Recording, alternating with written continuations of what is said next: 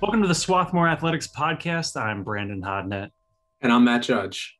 Matt, it's a awesome, beautiful spring day today. I hope you got the chance to get outside a little bit, and I hope it's a nice day wherever our listeners are at today as well. I did get outside for a little bit and tried to enjoy it, but Swarthmore Athletics is keeping me busy with this archival project. So Always grinding, Matt. Always grinding. exactly. Well, Matt, it's good to be back on this podcast, and we are going to talk about some of those archive things that we've been finding. And we're going to finish our conversation about the GOATs at Swarthmore, the greatest of all time, those student athletes who kind of set themselves above everyone else. And this conversation is going to focus on the fall sports today, and I'm pretty excited because there's some really good names, a lot of history to talk about today. But before we do that, with the weather changing, it's gotten me thinking about some upcoming summer games, specifically the 2021, or technically the 2020 Summer Olympics in Tokyo. Matt, are you a big Olympics fan every 4 years when they're on? I definitely am. I enjoy both the summer and the winter Olympics. It definitely brings some sort of camaraderie of the countries. United States, you always want to beat Canada in the Winter Olympics. I don't know if we really have a rival in the Summer Olympics, but it's always great to catch up on the Olympics. Mm-hmm. Do you have a preference, winter or summer, or you like them both equally? I like them both equally. I can because they're all different. They're the different aspects of each games. Yeah. In summer, you have more of the individual events. Whereas I feel like in the winter, you tend to have some more team events, such as hockey. Yeah, you have basketball in the summer, but that's usually just NBA All-Stars trying to dominate the field. Yeah. How about you? Yeah, I'm not as big into the Winter Olympics, but I did really get into curling a couple Olympics ago. I just thought it was wow, like this looks like something I could play. But I'm sure that it's a lot more challenging than it looks on TV, but it looks like it's a lot of fun. I haven't tried it in person, but as far as Summer Olympics, what would you say is your favorite event or sport in the Summer Olympics? So I think everybody can relate to playing kind of like beach volleyball. Mm-hmm. So beach volleyball is one of my favorites just because it's 2-on-2. Mm-hmm. So it's always a challenge. You have the best athletes going at it against each other. And there's another sport, track and field. I always enjoy, especially when Usain Bolt was competing at his high level. Seeing world records broken left and right is just really cool to watch. Yeah, I think for me, the sprint nights in track and field are just incredible. I think the first Olympics that I really remember watching was the '96 Olympics in Atlanta, and I just remember being, wowed by Michael Johnson and his golden shoes and everything. He was just incredible to watch. And then people like Usain Bolt today and all sorts of incredible men, male and female athletes out there competing for their countries. But with the 2021 Olympics coming up here, there's been a couple Swarthmore athletes who have actually competed in the Olympics, and there's been a lot of Swarthmore athletes that were Olympic hopefuls, didn't necessarily get to compete on the world stage in the Olympics, but there are three that we know of that competed or that were on a team in the Olympics. So we're going to go through them now. But if you listening at home or watching this at home know of someone that we missed, please let us know and help us fill in some of these gaps in our history. But these are the three that we found. Matt, why don't you start us off with Trisha Duncan? Yeah, Trisha Duncan's a 1995 graduate. Actually, it's an interesting dynamic because Duncan swam in the Olympics prior to arriving at the college. So Duncan swam in the 100 and 200 meter backstroke at the 1988 Seoul Olympics for the Virgin Islands. At Swarthmore, Duncan was a member of the 200 meter medley relay team that captured first place at the 1995 Centennial Conference Championships. And an interesting fact that kind of goes a little bit with the Olympics too is her brother is Tim Duncan, the recently retired NBA champion. Yeah, that's quite the athletic family there. Trisha and Tim Duncan, you know, getting it done on the world stage there. Definitely, yes. So now I'm going to move on to Alan Valentine, the class of 1921, who won a gold medal as a player coach for the 1924 U.S. rugby team at the Paris Olympic Games, which is they were an underdog and they upset the heavily favored French team. At Swarthmore, Valentine started for both the football and lacrosse teams. He was also a Rhodes Scholar, a college professor, and a college president. In 1948, he was chosen by President Dwight D. Eisenhower to head up the Marshall Plan. Valentine graduated from Swarthmore with degrees in history and English and was awarded an honorary degree in 1937. Yeah, Alan Valentine was inducted into the Garnet Athletics Hall of Fame just for all of his accomplishments at Swarthmore and later. And it's interesting, like whenever we have an alum, we put their graduation year after it. Like he's Alan Valentine 21. And it's like, oh wait, not 2021, 1921. So we're not full circle. Yeah, it's always interesting when we have to differentiate which century they were from now. All right, so the third one, Rolf Valton, not to be confused with Alan Valentine. Rolf Valton, really interesting story. Another member of Swarthmore Athletics Hall of Fame. He was on the U.S. soccer team in the 1948 London Olympics. Unfortunately, first game of the Olympics, they got crushed by Italy 9-0, and were eliminated from the Olympics. But they did play some like international competition as well. But Rolf Valton's story, super interesting. He was born in Germany. His last name was Wiegelmeister, and then moved to the United States in the 1930s. Went to Swarthmore, joined the U.S. Army, was on the Normandy invasion, fighting for the U.S. against Germany.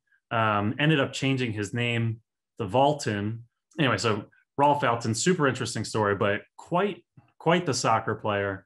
And we're going to use this as a springboard to jump into our greatest of all time conversation for the fall sports, because Rolf Valton is probably someone that should be considered in that league for men's soccer. Multiple All-American. I think he received All-American honors before leaving for the war, and then also after he came back when the war was won, for the 46 season and 47 season. Played on he was on the Olympics team, had 50 career points in just 3 seasons. Pretty remarkable. But there are a couple other names in men's soccer that I do want to go through, since they have had such a long history. Couple other names stick out. James White is one of them. He still has the record for most goals scored with 46. It's impressive. Yeah, he only played in about 32 games, so he was averaging over a goal per game. And I was looking through some box scores, and I hadn't noticed this before, but he did score 16 of those 46 goals in just 3 games, and those games were all against Ursinus. Like he just had Ursinus's number. First time he scored 5 goals against them, the next time 6, and then another time he scored 5 again. I think there was one game where he was shut out against Ursinus, but yeah, he dropped 16 goals in 3 games against Ursinus. So that was a wild stat I came across. And it's pretty funny because we still compete against them to this day. Yeah, I don't know if Ursinus still, if that memory is still embedded in their minds of I can't stop James White.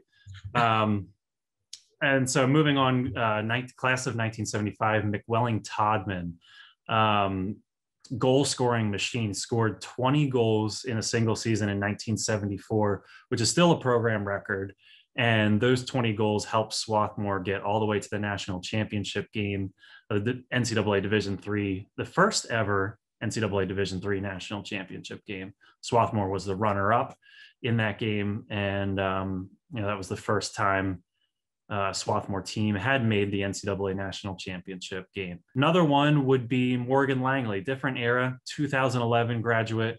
He is the all-time points leader at Swarthmore, and he went on to play professionally in the MLS with the Philadelphia Union. Matt, I know you're a big Union fan. Did you ever see Morgan play? I did not, actually. No, we did not cross paths. And like you said, I'm a Union fan, but I was also an intern in 2012. So we just missed paths. He was at the lower level prior to when I was there during that summer. So it's a really interesting seeing that he moved from Swarthmore right over to Chester to play professionally. Usually you see kids, student athletes move across the country or sometimes across the world to play professionally for a little bit. But I think those are three outstanding names. And like you said, different eras, all different times when they played. So the game was a little bit different. But seeing some of those records still held to this day is very impressive. Yeah, and especially considering that they were playing fewer games back then. Assists weren't really a regularly recorded stat. So some of these older players, their points totals are probably higher than what we have on record. But let's move on to women's soccer. And I think for me, the greatest of all time in women's soccer at Swarthmore, pretty cut and dry. Most dominant soccer player I've ever seen is Marin Mccoy from the class of 2019. She had 149 career points, and that is 52 more points than the second place person on the all-time list. So there's just this huge gap between first and second in points scored in women's soccer. And the program's only been around since the 1982 season. So their history doesn't go back as deep as the men's soccer program. But yeah, Marin Mccoy, the program's first All-American alongside Caroline Kana. Marin, earned All-American honors again later in her career, and helped Swarthmore win a couple Centennial Conference championships. She went to the NCAA tournament every year, and then also was a finalist for the NCAA Woman of the Year award. We're going to move on to volleyball. And I have three names listed. The first one is Sarah Wallace, a two-time honorable mention All-American, the 2014 AVCA North Region Rookie of the Year, 2015 Centennial Conference Player of the Year, earned countless regional academic awards, including the 2015 Philadelphia Inquirer Academic All-Area Performer of the Year Award, which coincides with all levels of NCAA competition, Division 1, 2, and 3. So being on that, earning that honor of Performer of the Year is astounding. Not many people can say that, but Swarthmore has been fortunate to have several student athletes be named Performer of the Year. Wallace is the all-time leaders in kills, attack attempts, second in career matches, and sets played with 425. So I think Wallace is the one that stands out to me. But there are two other student athletes that are from the class of 2020 that I'd like to give a little bit of a shout out to are Meredith Robin, another two-time honorable mention All-American, NCAA Division III Mid-Atlantic Region Tournament MVP during their run in 2017, and his third all-time in kills. Brabin also had several national, regional, and conference academic awards, including, just like Wallace, the Philadelphia Inquirer Academic All Performer of the Year Award in 2017. Emma Morgan Bennett was an honorable mention All-American, 2020 Woman of the Year finalist, and is second all-time in blocks with 318.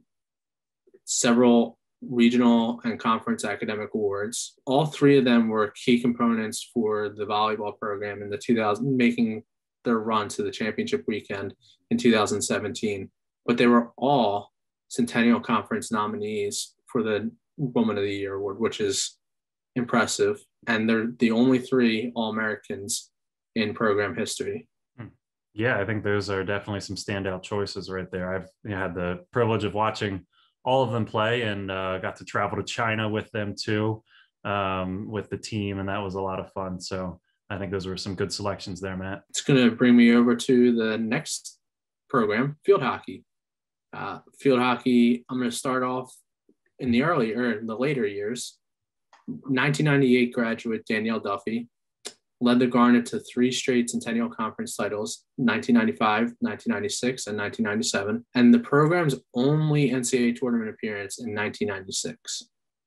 Duffy was a 3-time Centennial Conference Player of the Year, 95, 96, and 97, and was also a 1996 All-American. Duffy still holds the all-time points leader spot and is the assist leader with 99 and is second with 68 career goals. Helen Tomlinson Gibson, a class of 1941, was a 1940 second-team All-American for the Garnet field hockey program, All-Mid-Atlantic in 1939 and 1940. And going back to, I believe it was the last podcast, I spoke about the Philadelphia All-College Tournament. Well, Tomlinson Gibson was a member of the 1939 All-Philadelphia team. So we're seeing some of that action in place. And several years after graduation, she was also a member of the U.S. national field hockey team. So I think those are two that stand out, but they play in different eras. And I think Danielle Duffy is probably the greatest of all time, being a 3-time Conference Player of the Year, an All-American, and helped the program to 3 of their championships. Yeah, good choices, Matt. And Danielle Duffy, also a track star, won a couple Centennial Conference Outstanding Performer of the Year awards as well. And they're both members of our Hall of Fame.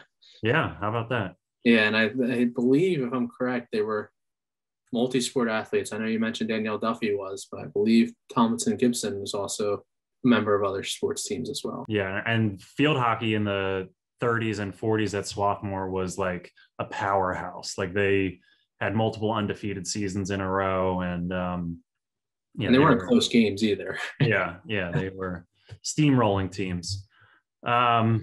Well, 2 sports left here in our Fall Goats conversation. I'm going to continue with women's cross country. Women's cross country has had 1 All-American, and that is Sarah Hobbs. And Sarah Hobbs, the only All-American in women's cross country program history. But here's the crazy thing. She also played soccer and ran cross country in the same season. So wow. I don't know how she worked that out, balancing soccer matches and cross country meets, but she made it work and ended up finishing 31st overall in the nation in 2004 at the cross country NCAA championship. So I think Sarah Hobbs stands out. 2 other names maybe up for consideration: Jokatade Ogunleye. She won the Centennial Conference Championship twice and still has the 5K record, which isn't competed that often right now, but Swarthmore still does compete in the occasional 5K. And then Katie Jo McMenamin, who we mentioned as one of the greatest of all time in women's track. She's also the record holder in the 3-mile race and the 6K for cross country. So a couple other names to consider there. Men's cross country really had its heyday in the early 1970s when they won 3 straight Middle Atlantic Conference championships, 1970, 71, and 72. And the two names from those teams to consider: Rich Schultz. How about this? He won first place in every meet in 1970 and 1971 that Swarthmore competed in. And in 1970 and 71, the team won the championship, and he also was the first to cross the finish line. So he was the individual champion as well. That's impressive.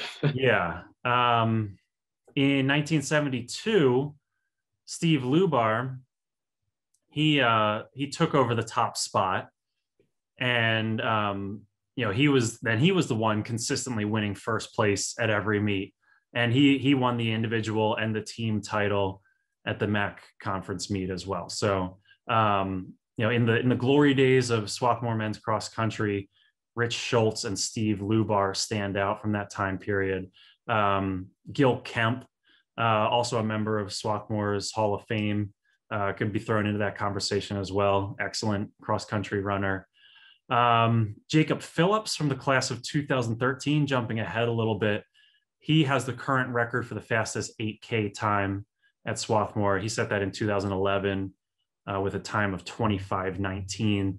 That's about a 5:06 mile pace, which that's pretty fast to do for that length of time. He competed at nationals.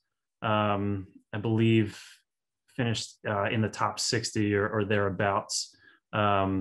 So a couple names from cross country, but yeah, I think that kind of rounds out our greatest of all time discussion for the fall. I think so too. It was tough to narrow some of these names down because it's just the rich histories that they have, whether it's how many years that they compete or how they had those large times of successful seasons. So like you said, the 70s were a major time for cross country. I think they're on their way up too, and I think but winning those conference championships definitely, and being an individual champion, sets them apart from others. Yeah, and Matt, you make a good point. We're dwelling a lot on the past, especially with no games going on this academic year, but the future is bright for Swarthmore. Like, the glory days aren't in the past. There's a lot of bright future ahead for Swarthmore athletics. We really like the direction that things are going. And we're excited to get back out competing once more. So stay tuned for good and exciting things ahead.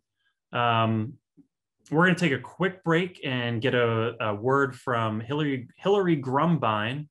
She's the violence prevention educator and advocate on campus. So that's this week's Garnet Healthy Mind, and we'll be right back after that. Hi, my name is Hillary Grumbine, and I'm the violence prevention educator and advocate out of Worth Student Health and Wellness. I just wanted to take a moment today to let you know some of the resources available to you through my office, so that way you can utilize them whether you're on campus this semester or not. I offer a lot of resources around healthy sexuality and relationships for students, as well as one-on-one counseling for survivors of sexual assault, domestic violence, stalking, and harassment. A lot of folks ask, what do you mean healthy relationships and sexuality? And that means everything from help with deciding a relationship isn't suiting you anymore to finding the right method of birth control for you or STI screenings. So I just wanted to take that moment and let you know that I'm here for you, and I hope to hear from you soon. You can reach me at the email provided below. Thanks so much.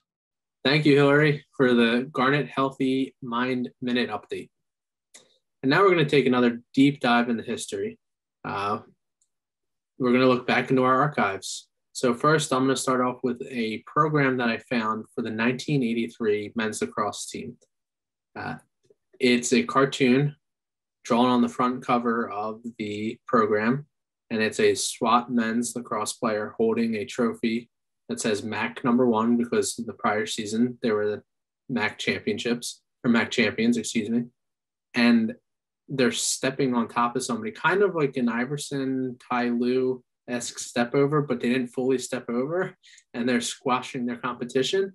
And that competition is a player that has, if you look in the bottom corner of their shorts, it has Fords there. So it kind of describes the little rivalry between Swarthmore and Haverford. Well, that was an interesting one, Matt. The interesting find that I've come across in our archives, and some people might already know this, but Sally Ride, she was here in the 68-69 academic year, played tennis, was undefeated in tennis her first year here, but also was on the field hockey team, which I didn't realize until I think this week we found that out, that she was on the field hockey team. But Sally Ride, more famous for being the first American woman in space and the youngest American in space ever. Interesting thing to note is that she flew in space with a Swarthmore pennant. And we'll pop a picture of that on screen, but Swarthmore being represented in outer space, pretty cool. All right, so that brings us to the end of our discussion. I think we covered the GOATs, we talked about the Olympics, some interesting things we've found in our archives. We're constantly adding new things. We're scouring the library, scanning things, getting them uploaded to Google Drive, so that you at home can browse through them and relive your time here as a student athlete. We always like to end these podcasts with an appeal to you watching or listening, as we're trying to induct the next Hall of Fame class, and we're finding more information about the past of Swarthmore. We want to recognize and honor the past. So if there's anyone else that you can think of that should be considered for the class, please let us know. Email Matt or email me. You can email athletics@swarthmore.edu, or look online on the Hall of Fame page for who's been nominated already and how you can nominate someone. So with that, I think that brings us to the end of our podcast. I'm Brandon Hodnett. And I'm Matt Judge. Thank you for joining us today. Thanks for listening to this episode of the Swarthmore Athletics Podcast. If you like what you heard, please subscribe, leave us a 5-star review, and share it with your friends.